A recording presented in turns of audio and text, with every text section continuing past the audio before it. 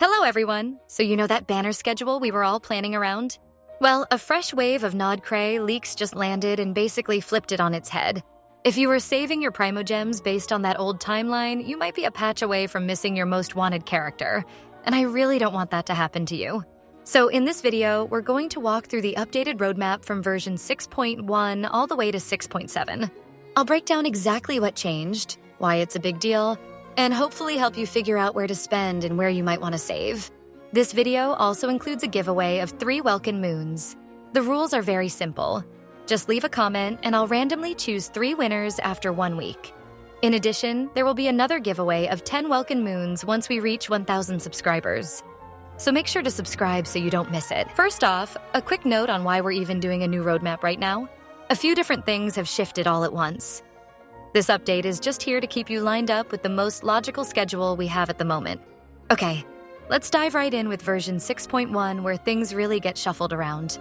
Instead of Durin making his debut here, the current leaks suggest Nefer will be arriving as a new 5-star Dendro Bow user, and Jehoda will join her as a new 4-star.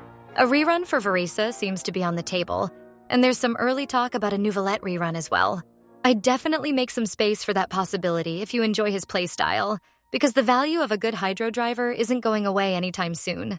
Moving Durin out of 6.1 is a big deal, because it pushes back that off-field pyro support everyone was hoping to slot into their older teams. The silver lining is that it makes 6.1 a little easier on your wallet if you weren't planning on building a new Dendro Bow carry right away. Version 6.2 then picks up the character we just moved. Durin is expected to shift here, and that change alone creates a few ripple effects.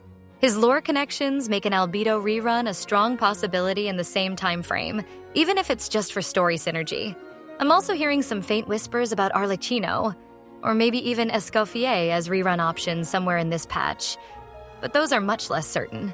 If you're a long-term planner, I wouldn't lock anything in for this patch just yet, but do mark 6.2 as the new window for that off-field pyro support. Moving on to 6.3, this patch is still looking pretty close to the original plan, and it seems like it's going to be a landmark update. Columbina, the Hydro Fatui Harbinger who seems to be playing the role of the local Archon figure in Nod Cray's story, is set to make her debut. These Archon-like characters often arrive in the .3 patches, so the timing fits perfectly. Alongside her, a mysterious character known as the White Horse Fairy is also expected to debut. We don't have any solid details on her kit just yet, so I wouldn't build any team compositions around her until we get more concrete information. There's also a chance for a Skirk rerun here, especially if Escoffier gets his rerun earlier, since those two characters have great synergy. A Venti rerun isn't out of the question either, which would be a very nice pickup for anyone wanting some easier grouping for the new domains in the region. And since we're talking about planning, I know these videos can feel like a stream of names and numbers, but my whole goal here is just to help you go into each patch with a clear head, feeling good about your account.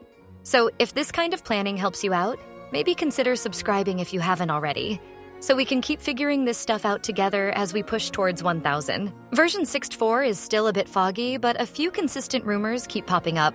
An unknown new female character could potentially release here, and an Inefa rerun is possible in the same window, especially if the developers want to give Lunar Charge teams a bit of a boost with the popular support. The biggest rumor, though, is a Fontaine Chronicled Wish happening around this time.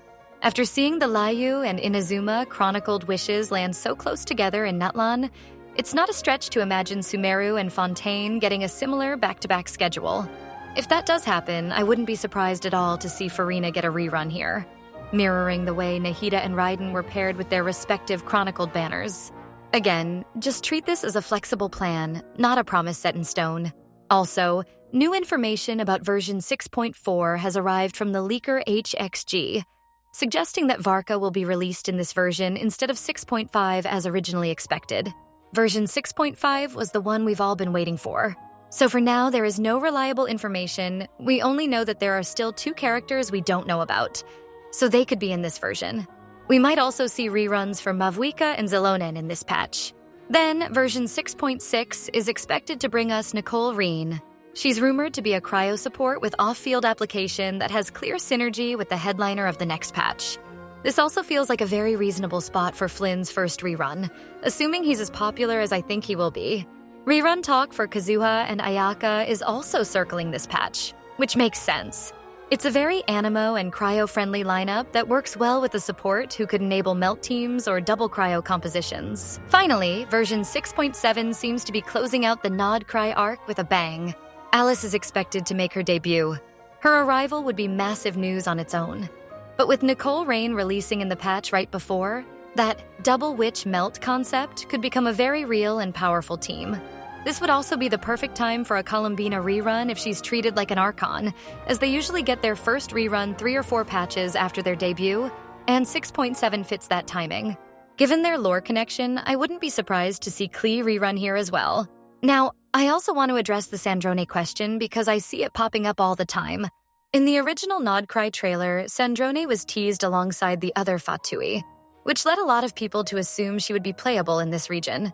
However, current leaker consensus suggests she won't be playable during this cycle.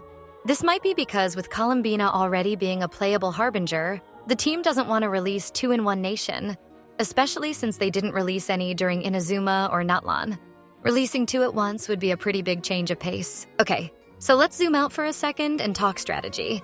What does this new timeline actually mean for your Primogems?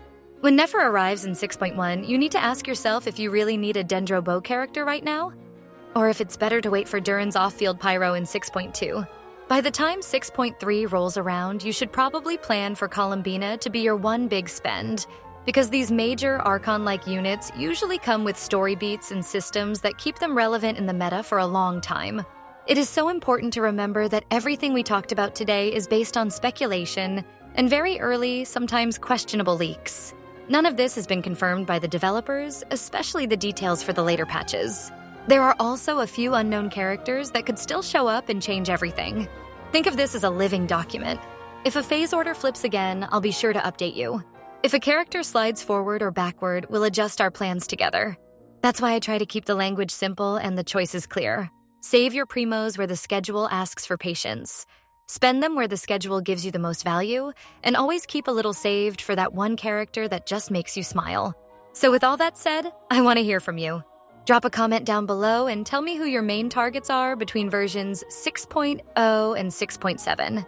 Don't forget to comment to enter the giveaway and subscribe to reach 1,000 subscribers and make the giveaway for the 10 Welkin Moons. Until then, keep those daily commissions steady, don't forget to grab your codes, and I'll see you in the next one.